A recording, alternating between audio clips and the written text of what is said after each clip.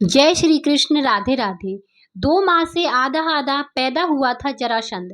जानिए जरासंध से जुड़ी कुछ रोचक बातें। कैसे हुआ था जरासंध का जन्म। मगध देश में बृहदत्त नाम के राजा थे। उनकी 2 पत्नियां थीं, लेकिन उन्हें कोई संतान नहीं थी। एक दिन संतान की इच्छा लेकर राजा बृहदत्त महात्मा चांडक कौशिक के पास गए और सेवा कर उन्हें संतुष्ट किया।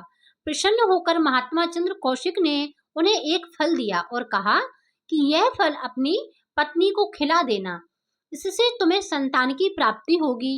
राजा बृहद्रथ की 2 पत्नियां थीं। राजा ने वह फल काटकर अपनी दोनों पत्नियों को खिला दिया।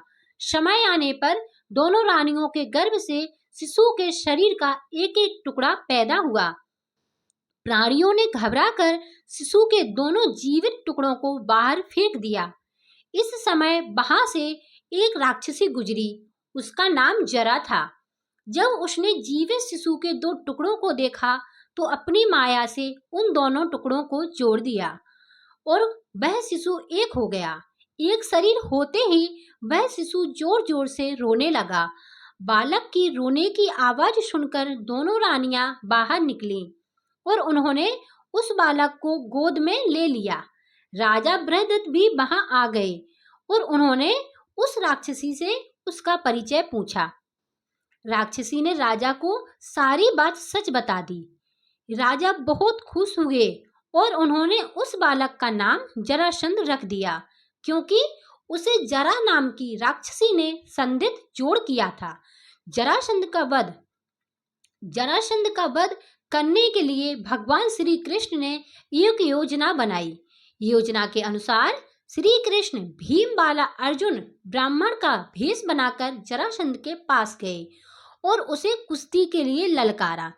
जरासंध समझ गया कि यह ब्राह्मण नहीं है।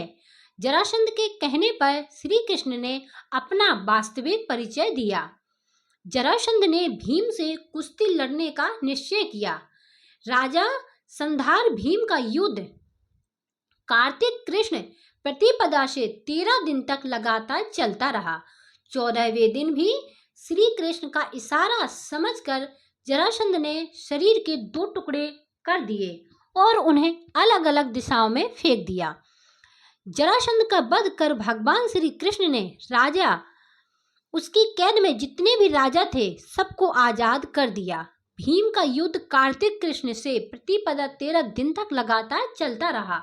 14वें दिन भी श्री कृष्ण का इशारा समझकर जरासंध के शरीर के 2 टुकड़े कर दिए। जरासंध का वध कर भगवान श्री कृष्ण ने उसकी कैद में जितने भी राजा थे सबको आजाद कर दिया और कहा कि धर्मराज युधिष्ठिर चक्रवर्ती पर प्राप्त करने के लिए राजसीय यज्ञ करना चाहते हैं, आप लोग उनकी सहायता कीजिए।